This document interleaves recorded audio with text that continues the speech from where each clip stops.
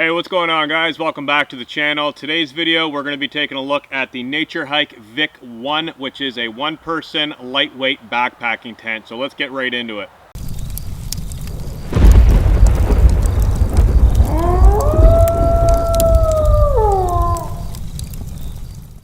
Okay, so getting started, this is the outside of the tent, everything packed inside of here. The stuff sack is about 14 inches in length, and I want to say maybe 5 inches in diameter, making this a very, very compressible tent. Now keep in mind, this goes even smaller if you were to take everything out of the compression sack or the stuff sack and pack it individually, because the bag is basically going to be the length of the poles. So what I like to do is pack the tent individually and then pack the poles inside of my backpack, leaving the stuff sack at home as a storage bag. So let's open this up and let's see what the tent comes with. First off, we do have a drawstring bag full of aluminum tent pegs. These are Y stakes, which are very nice. They're rather small, but they get the job done in the summer months. If you are going to be using this in the winter months, I recommend either digging in snow and using sticks as anchors or getting a different set of pegs. There are also guy lines in here, which I'll lay out on the table in just a moment. The tent does come with its own ground sheet and drawstring bag for the ground sheet. There it is, labeled Mat Vik 1, just so you know what it's to. If you do have multiple Naturehike tents, that is labeled so you don't get them mixed up. So we do have a included ground sheet, which is a very big bonus. We then have the actual tent poles themselves in a drawstring bag, very nice and organized. And then we have the actual tent body, which is one piece. So this tent is a one-piece tent, meaning it is single wall. There is no removable tent fly or mesh inner. It is all one piece, which I really do enjoy. And then we have the actual stuff sack itself, which if you do bring with you, you can use as a pillow if you want to put your sweater in there, some clothing, or maybe just use it as an organizing bag at camp. And then on the other side, we do actually have a little bit of literature showing the setup process and just a little bit of measurements and kind of basic stuff. So let's get everything out of the drawstring bags, lay it out on the table so you guys can have a quick look at that, and then we're going to cover the specs on the tent. Alright, so now that I've got everything out of the stuff sacks and we've got it all laid out here, we can take a look at the components that come with the tent one at a time. These tent pegs are extremely dirty as they have been used quite a bit, but as you can see, they are Naturehike branded. On the side, they are little micro pegs, so I want to say these are probably about 4.5 inches in length. They are Y stakes and they're a little bit fluted, so they actually do bite in the ground. I really like these because they are small and lightweight, but like I said, if you want to upgrade your pegs, it might be a good idea. So save these for summertime mainly. We do have some guy lines here, so we've got 1, 2, 3, 4, 5, 6. Each of these do have an adjuster on them, so you can lock it down and hold your tent steady in the wind or heavy rain or snow or whatever you're dealing with. So it does have these adjusters right there, which make it very easy to adjust in and out. We then have the ground sheet, and it does have corresponding colors. So one end is orange and the other end is gray, and we'll get into that a little bit later on when we talk about the tent poles. But these are very nice. It does fit the tent nicely, and it protects the bottom of the tent really well on rocky ground. And then we have the one-piece pole construction. So these poles are very high quality. They feature a hub at that end, another hub up here at the end. We then have a plastic piece up here to hold the cross member, which I'll show you in detail when we set it up. And then we have some of these built-in aluminum pieces here where the actual guy lines, you could tie these into there. And it's kind of neat how they integrated this into the pole, because when you put the pole together, that holds steady, and then you're actually guying out the pole.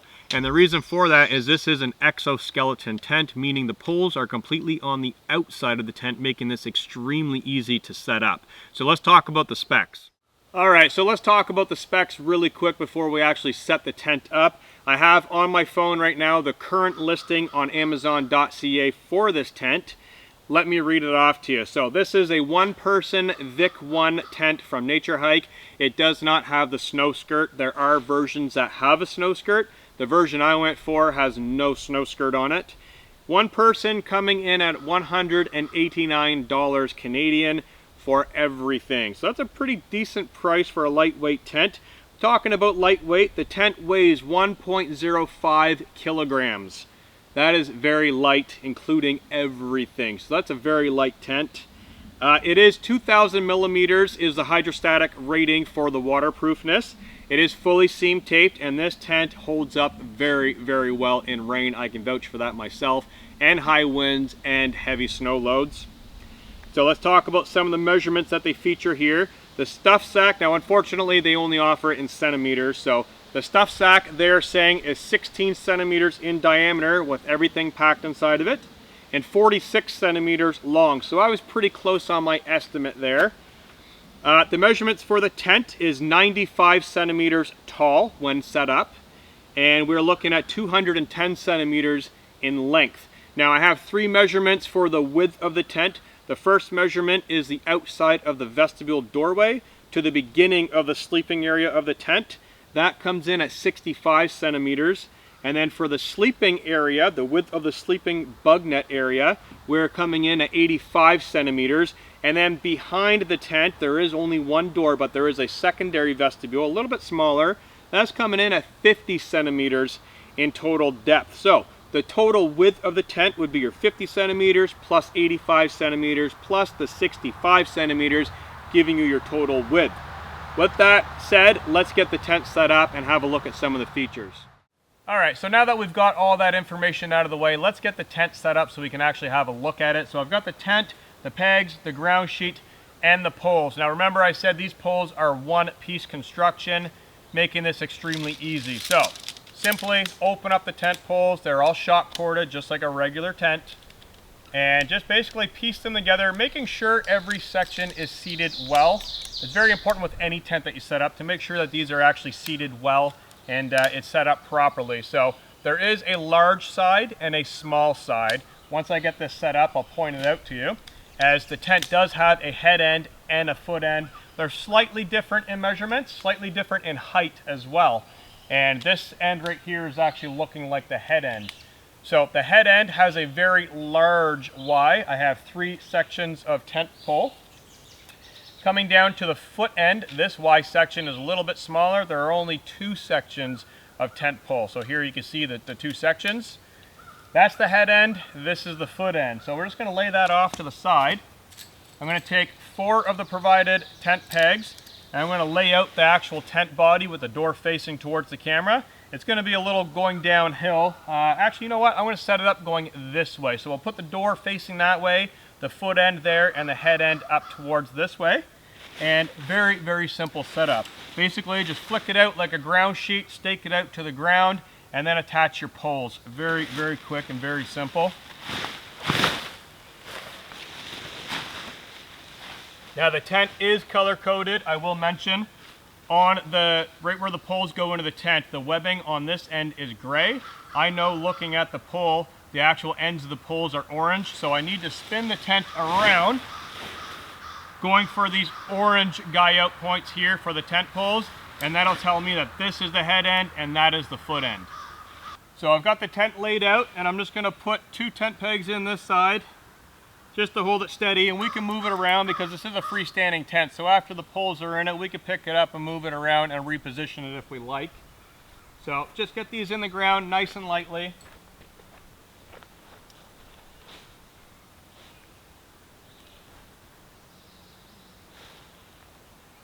And then we're going to take our tent pole, and I know that that is the head end because, as I've already stated, the orange tips on the poles plus the orange webbing on the tent body.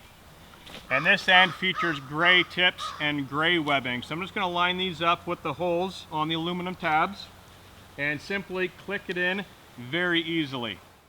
So here's a close look at the pole setup and the webbing. You can see that this is orange. The tip on the pole is orange. Simply place it inside of that holder and release, and you've got it set up. Okay, so now that we've got the 4 corners staked out to the ground, we've got the 4 poles popped into those aluminum receivers. We then want to come to the spreader pole on the top. You don't want it going under the pole. You actually want it going over top of the pole. It's the proper way to set it up. Simply lift the fly sheet. There's the exact same metal tabs up here that are down there for the pole receivers. You simply pop that in there. Pull the other pole down, attaching the other side.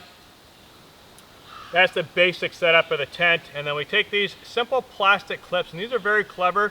You simply lift and you twist it into place, and it locks on to the exoskeleton of the tent. Go down the side, finding all of these. It just makes it so easy to set the tent up. As I said, it is an exoskeleton tent, so everything's on the outside. There's no sleeving any poles, pushing them through sleeves and getting caught and tangled and all that stuff. Meaning your tent will stay dry as you're setting it up, because it is a single skin tent and the poles are on the outside. So if you're setting this up in rain or snow, everything inside should stay dry. At least in my experience, I've not gotten anything wet inside while setting it up in rain or snow. And that is basically the entire tent set up. Let's get this last adjuster on there, our little clasp. That is the tent set up. So this is the back side, the doors on the other side. Let me bring you guys over here and we can have a front on look at the tent. All right, so back over on the door side of the tent, we do have one tent peg. And at the bottom of the door, we do have a cord adjuster with some, it looks like to be 1.8 millimeter paracord. And this stuff is very strong, nice and nimble, kind of lightweight cordage. So I'm just gonna put the peg in that, and I'm gonna guy out the door nice and loosely, because remember, there is an adjuster on the bottom. And then we can just simply dial that in nice and tight to right where we want it. We do have a zipper up top and a zipper down below, so it is a two-way zipper. If you wish to vent out the tent, you can simply open it up that way, pop a stick in there to hold it open a little bit if you wish to have some ventilation. It works really well. We do have a rain flap over top of the door as well, and they have very cleverly placed magnets inside. So that's what holds the flap down on the door. Is quite strong magnets, and there's two of them. There's one at the very bottom and there's one right here midway through. So like I said, you can zip from the bottom up or from the top up, exposing the actual entry of the tent. Get that magnet off of there, and there is the doorway of the tent. Now there is a little it's a little strange because there's no toggle on the door to roll it back. I'm going to show you why they've done that in a few moments, but there's no toggle to toggle it back here. However, if you look on the cordage at the very, very end, there is a little plastic hook. That hook corresponds with the webbing on the outside of the pole on the back side of the tent. So if I just come over here and I take that plastic hook, I can hook it onto the webbing of the tent. And now the door is secure, and where it does have an adjuster, I can simply tighten that up now that it's only one panel open, and that'll stay open in the wind. But I am going to show you a nice little roof and awning setup later on in the video. I just want to give you guys a walk around the tent to look at some more of the features before we poke our nose inside and have a look at the inside. So coming over to the back side of the tent, I have another tent peg, and we basically have the same setup, except this vestibule is a little bit smaller. We've got the same cordage, the same drawstring adjuster. I'm just going to put a peg in the ground, nice and loose, and then we could draw this in to where we need it to go, and that's your second vestibule. Now remember, there is no zipper on this one. However, there is a zipper on the inside of the tent, granting you access if you want to put your shoes or backpack under here, and then you need to reach through the mesh inner to grab something, you could do so from inside of the tent. All right, so where this is a one-person tent and it is a single wall tent, ventilation is very important, and I feel Naturehike did a good job at addressing that by putting two kickstand vents on the top. So they do have Velcro, so you can prop it open. I'll open this side over here. As you can see, it is Velcro closed. Peel back that Velcro, peel back the little kickstand there, and simply attach it to the Velcro above. And that gives you one vent on this side, one vent on this side. They did also add a little flap of fabric under there. So when the rain or snow hits the tent and it's blowing in, it actually gets caught up underneath the material rather than going up into the mesh and then dripping inside of the tent. And I've actually had that work really, really well in the wintertime with blowing snow. Even though this is a summer tent, I've used this primarily in the wintertime just because it's so easy to set up. And all the features in it, it just screams winter tent, even though it's technically a 3-season tent. So just coming in a little closer, you guys can see one of these vents, what I'm talking about. This little flap of material, basically the tent material, so when the wind comes in, that actually stops everything from going up and resting on top of the mesh inner. There's the little kickstand that I'm talking about, and that just simply Velcros down. So if you want it closed, you can Velcro it down like that. Very simple to come outside of the tent, prop that up, and you've got ventilation. Here, built into the pole, is that little piece of aluminum that I was talking about. So this is where you would tie on your guy out line, hooking onto the pole and then guying out the pole, as opposed to other tents where you would actually tie off to the fly and pull out. This actually supports the skeleton, making this very, very strong. At the head end, there are 2 of those aluminum pieces built into the pole section for guy lines. So there's one on this pole, one on that pole, and then there's only one on the main ridge pole towards the foot end, making 3 guy out points to support the skeleton in the wind. All right, so now that we've had a pretty decent look at the outside of the tent, I'm gonna roll this entire door panel open and get it secured back so we can look at the inside of the tent. But one thing I wanna mention is this tent does not have any break in its seams at all, meaning there is no loop or toggle on the outside to roll the entire door open. Now they've done this intentional because there is an alternative setup, which I'm going to show you in just a little bit, but how you can roll the door back and hold it open temporarily is kind of bothersome, but it does work. What I like to do is just remove this peg out of the ground, and holding that plastic piece, you want that all the way down at the bottom, basically roll the entire door as one piece. Roll it all the way up, and then taking that plastic clip and just going right back down to the webbing on the tent. That'll hold the door temporarily because there is no toggle or loop to hold it open. Now the actual mesh door does have a toggle and a loop. I'll show that to you right now. It is a one-way zip for the mesh inner. So on the outside we do have a 2-way zip. On the mesh we have a one-way zipper starting at the top. Opens all the way up in a typical D formation, and then you can roll this up and you pass the toggle through the loop and simply tighten it up, and there you've got the door open for easy access inside and outside of the tent. All right, so coming inside of the tent, it is very, very difficult to show this where it is a single wall tent. I can't really get the camera in to show too many angles, but this is the zipper on the back side to access the secondary vestibule. You can unzip, reach out, grab whatever you need to grab. Often I'll put my shoes at the front door and I'll put my backpack at the rear, and then I can reach in and out to grab whatever I need. There is one mesh pocket sewn into the tent at the head end right on the side door, and then there is a loop at the very top. So if you do want to hang a very light glow stick or maybe a lantern or a light, you can hang something up there. Other than that, the interior of the tent is very, very basic, very simple, and that is what I love about this. All right, so here's the interesting part of the tent that I personally think that the tent is known for. When you see this online, it's always set up in this iconic configuration, and it is actually 100% useful. So I have 2 trekking poles with me, and basically I've got them set down to the lowest setting that they will go. I'm going to remove the rubberized feet, exposing my carbide tip. Now, of course, that'll vary with your trekking poles, but mine do have that. And basically, I'm going to set up 2 trekking poles. One is going to hold the panel out, and then the other is going to hold the panel over, creating a little bit of a vestibule and a little bit of an awning. All right, guys, so here you can see there's one possibility of pinning the door open. Now, what I've done with my trekking poles is I've actually pitched this one down low to give it a little bit of a lean to the roof, and then I've pitched this one up high. This blocks a lot of the wind. If there was blowing rain coming in from this side, it would block the wind and the rain or the snow, and then I can sit right here and do whatever I'm doing if I'm cooking under this side or doing whatever I need to do. Now keep in mind, this side is open, so if the wind and snow is coming in from this side, this might not work out for you, but this is just one neat little option to do with the door.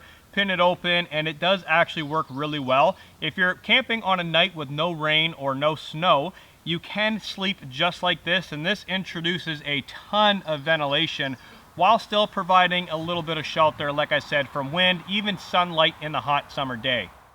All right, so one last look at the awning setup from the other point of view. You can get a little bit of a better idea of how much room there is underneath of here.